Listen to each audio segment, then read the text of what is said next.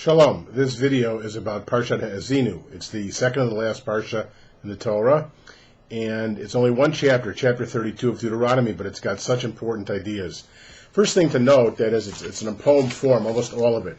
If you can see kind of in the Hebrew and the English that it's set up like a poem. In the Torah, it looks like that too. It's set up as a poem. Now, the first point is that the name itself, Haazinu, means to give ear, to listen. Ozen is ear. Oznaim, ears. And one of the great questions is, how well do we hear? I think about Shema Yisrael, God ordering us to hear. Well, we have 2 ears and 1 mouth. We should do a lot of good listening. Just tell you a quick joke about it. Guy goes to the doctor and complains his wife doesn't hear well. And the doctor said, well, here's a way to test it. Go home, walk across the room and say, honey, what's for dinner? If she doesn't answer, go halfway across the room, say, honey, what's for dinner? If she still doesn't answer, go right up to her and say, honey, what's for dinner? And then you'll know how well she hears. So he tries that. When she doesn't answer the first 2 times, when he gets right up to her and he says, honey, what's for dinner? She says, Harry, for the 3rd time, chicken. So sometimes it's us who are not listening well, not the other person. So Haazinu, listen up. Now, point number 2. God is called throughout this poem, Tzur. Like in verse 4, it says, Tzur tamim po'alo, the rock, his deeds are perfect. And one of the great names in the Bible for God is rock. For those who celebrate Hanukkah, you may know the great Hanukkah song, Ma'o Tzur Yeshuati, God is rock. And it's interesting to note that the only name for God in the Declaration of Independence for the State of Israel is Tzur, God, is rock. So think about what it means to call God a rock. He's my rock is a great expression. Third point. It says in verse 7 here, very interesting expression. It says, remember the days of old, consider the years of ages past, ask your father, he will inform you, your elders, they will tell you. Now, the sages said that this gave them justification to add a new mitzvah, because according to traditional Judaism, all the mitzvot are supposed to be in the Torah. Well, how can Hanukkah then, we say when we light candles for Hanukkah, which took place 1,000 years after Moses, and way after the Torah was finished, Baruch atah Hashem Elokeinu melech haolam asher kitshanu b'mitzvotav, who commanded us with the commandments. Well, they said this gives them justification. So I have another video on this question. Well, then, can we add commandments today? Like, what do we make of Emil Fackenheim, the eminent Holocaust theologian, who said that after the Holocaust we have to add a new commandment not to give Hitler a posthumous victory by assimilating into the general culture. So that raises a very interesting issue, verse 7. Then you go on to verse 9 here, and it says, Ki chelek Adonai amo Yaakov chevel nachalato. For the Lord's portion is his people, Jacob his own allotment. And that gives an issue about the notion of chosenness. And I have another video on the concept of chosenness. And that is, the Reconstructionist movement did away with the concept because they said everybody's chosen. But I think that there's another way to understand the concept of chosenness, as Jews traditionally have. Not that we're better or than anybody else, but rather God selected us, as it says in the Torah, God's people, for a particular job, to bear witness to the Torah. Because if we didn't bear witness to the Torah, nobody would. I mean, Christians basically focus on the New Testament and Muslims on the Quran. It's our obligation to carry the Torah forth, which spawned the other 2 religions, into the world, and to bear witness to the mitzvot in the particular way we understand the Torah. And so that's a very critical idea here based on in this poem on verse 9. And the next concept comes a little bit later when God says that once you get into the land, you're going to move away from me, you're going to rebel against me, you're going to pick false gods. And then it says in verse 20, Vayomer astira panai mehem. Now, the concept of hester panim, God hides God's face, is one of the ways which traditional theologians understand evil.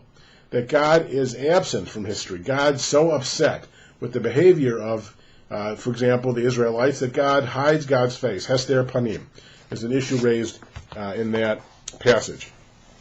Then we have some of the great phrases that have stood out in time so prominently. For example, it says at the end of the text, in verse 47, Kilo davar reikhu mikem, kihu chayechem. This is not something that's empty or frivolous. This is your very life. Kihu chayechem. This is your very life.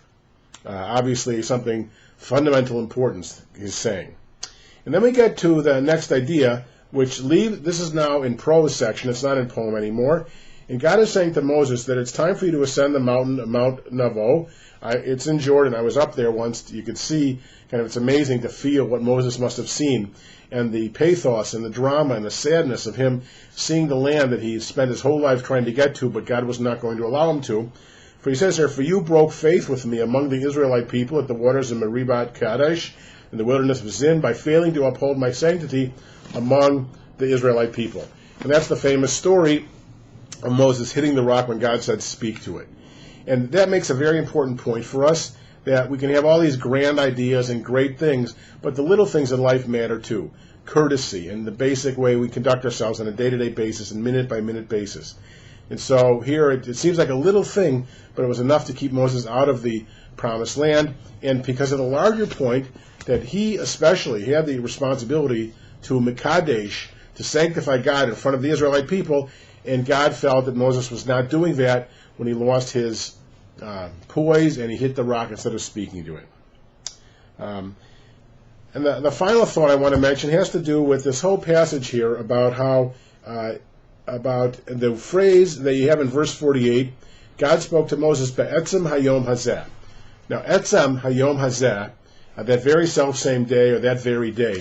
And that's used 3 different times in the Torah in 3 different circumstances. It's used in the case of Noah and the ark, it's used in the case of the Exodus from Egypt, and it's used here. And there's a wonderful sermon by Rabbi Ralph Simon, who was rabbi I grew up with on the south side of Chicago, past president of the Rabbinical Assembly. And in that sermon, he talks about how each one of those uses of the phrase in the midst of the day deals with a different level of courage we must have. Now, I mentioned courage because we have courage figuring prominently last week in the Parsha of Vayelech, where God says to the people, Chizku v'imtzu, you must have strength and courage. And then God says to Moses to tell Joshua, Chazak v'yamatz, have strength and courage.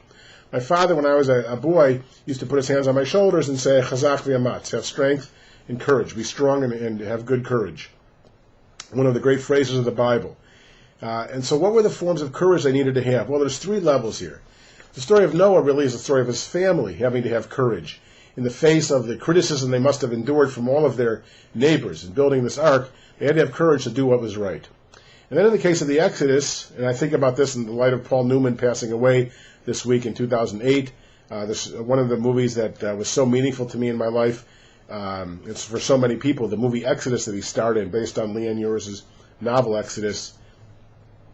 The Exodus from Egypt, the Torah story, that people had to have courage in fleeing Pharaoh and facing Pharaoh down, the mightiest power in the world.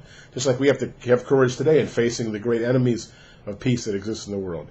And finally, you have the story of here, of individual courage, how Moses and Joshua had to have individual courage to face their future. Moses to face his imminent death, Joshua to face the great challenge of leading the people when Moses died. And so we have in this one chapter, chapter 32, these 8 different ideas about listening, about God as a tzur, a rock, about the question of future generations' right to establish new mitzvot, the concept of chosenness, the concept of God hiding God's face, the idea that this is not something empty, but ki chayechem, it is your very life. The idea that little things in life count, and this whole question of the importance of courage in facing our obligations. The second last parsha in the Torah, Parshat Haazinu.